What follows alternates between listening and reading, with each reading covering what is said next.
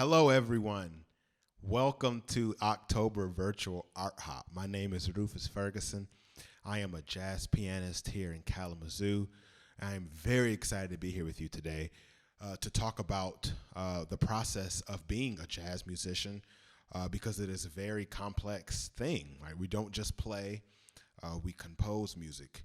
And we compose music based off of our feelings, based off our emotions, based off of social things happening in the world, based off of our individual spiritual journeys. And so I am excited to talk about how I approach jazz from a standpoint of all these different things. If you do not know me, like I said, I am a jazz pianist here in Kalamazoo. I teach jazz piano at the Jazz and Creative Institute. I am also the Director of Community Partnerships at the Jazz and Creative Institute, also named the Kalamazoo Music School. So I serve in two roles here, and I'm very excited to be coming to you from our virtual studio, which is an amazing place to visit with you guys today and talk about jazz as an art form. When I think about my journey to jazz, I come from the gospel church, the Black gospel church. And so for me, there was a natural progression of moving from gospel music, which utilizes a lot of jazz tendencies in its music, to moving to playing jazz full time. I had a teacher by the name of Roger Jones, who is an amazing jazz pianist on the east side of the state and has played with a number of amazing musicians in the jazz world. He is also a gospel musician and a preacher. And so he was one of my idols and role models as I was toggling between both worlds of being a gospel musician and a jazz musician. And he immediately showed me the connection between the two. And one of the main connections is the emotion that we put into this music, right? We go through a lot as humans, and a lot of times for religious people, they go to church to experience different things to help them through those situations. And through music, we do the same thing. And in jazz, it is the exact same thing. A lot of musicians come to this music to be able to express themselves. And that's exactly what I do in this music. One of the main things about my musical journey at this point is addressing situations and injustices that are happening in the country now. And I'm trying to do that more through my music. And so I recently wrote a song called The Perfect. And it specifically is written for Black women who are killed at the hands of police brutality. We often see that. We often see men as the faces of police injustice. But there are a number of women who also deal with this injustice and a lot of times are not talked about or even left out of that conversation. And so I wrote this composition called The Perfect. And I'm going to break down how I wrote it, why I wrote it, and the emotions that kind of come with each of the chords that I chose to put into it, as well as just the feeling that I get when I play it. So I'm going to play a little bit for you now.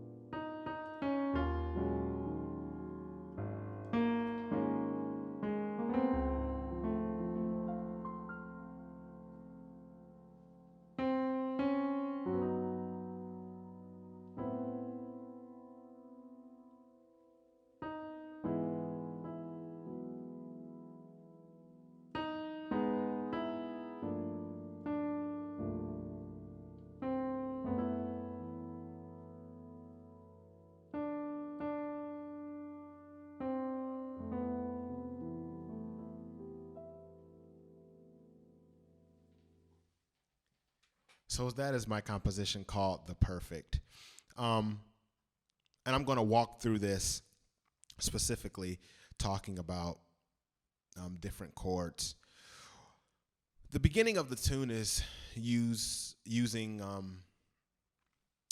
a harmony that, for me, exposes confusion.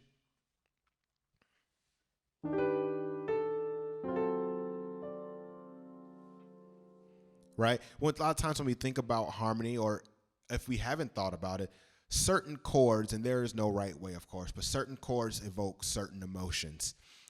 When I think of a major chord, a lot of times we think happy. When we think of a minor chord, sometimes we think sad. And then there's other chords that create confusion, anger, pain, love. And for me, the beginning part of this song uses a lot of chords that are confusing to me, not only in my thinking, but even in my playing. I've, even to this day, have sometimes yet to understand what these chords mean. How do I play them? How do I play over them? How do I solo over them? And so these chords are exactly from my emotional musical palette.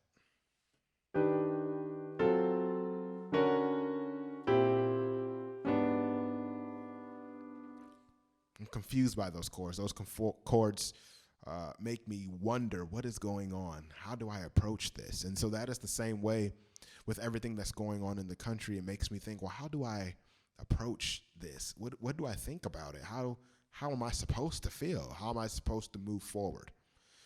The next section of the song gives me hope.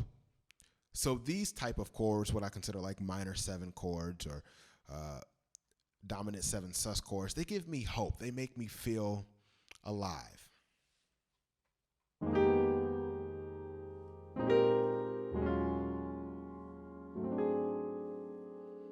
Right? And those chords make me feel alive because they specifically come from my gospel background. We use those chords a lot in gospel, right? You don't necessarily hear in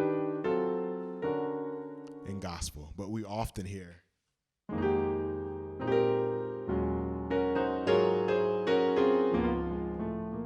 Right? These come from the gospel tradition.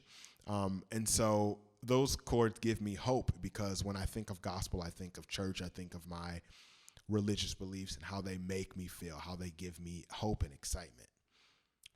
The last section of this tune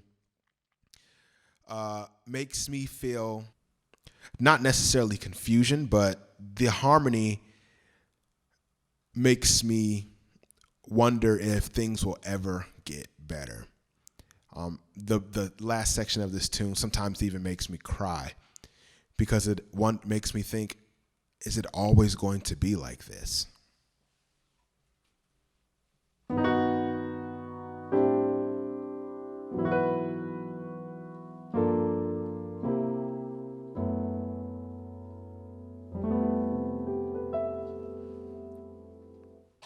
Specifically, that last chord makes me think, I'm coming from the penultimate chord.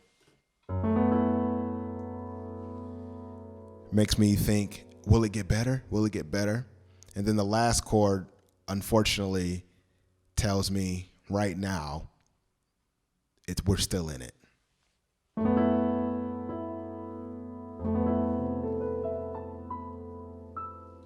Right? And that harmony is what we consider major 7, sharp 11.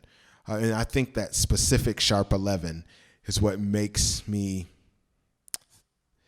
sit in that moment for a while. And even in the tune, I wrote a fermata, which means let's hold this note. And it makes me want to sit on that chord, sit in this moment, and just think, how do I feel? Will it ever get better? And that's a lot of times when we think about things and we have pain in our different life situations and we just kind of sit and we're wondering, will this ever get better? I don't know. I want to move on, but I'm hurting. And that last chord tells that I am still hurting. So this tune kind of goes through 3 different stages of confusion, of hope, but then at the end, it lets me know that I'm still hurting. And so that is kind of an inside look to my musical process. I usually don't get to talk about this. And as musicians, a lot of times we don't talk about this. We play it, we write it, but we don't get to verbalize it. And so I hope that this is educational for you. It definitely was enlightening for me to talk through my process with you all and even to grapple with it myself. Thank you again for joining me. Have a great day, everyone.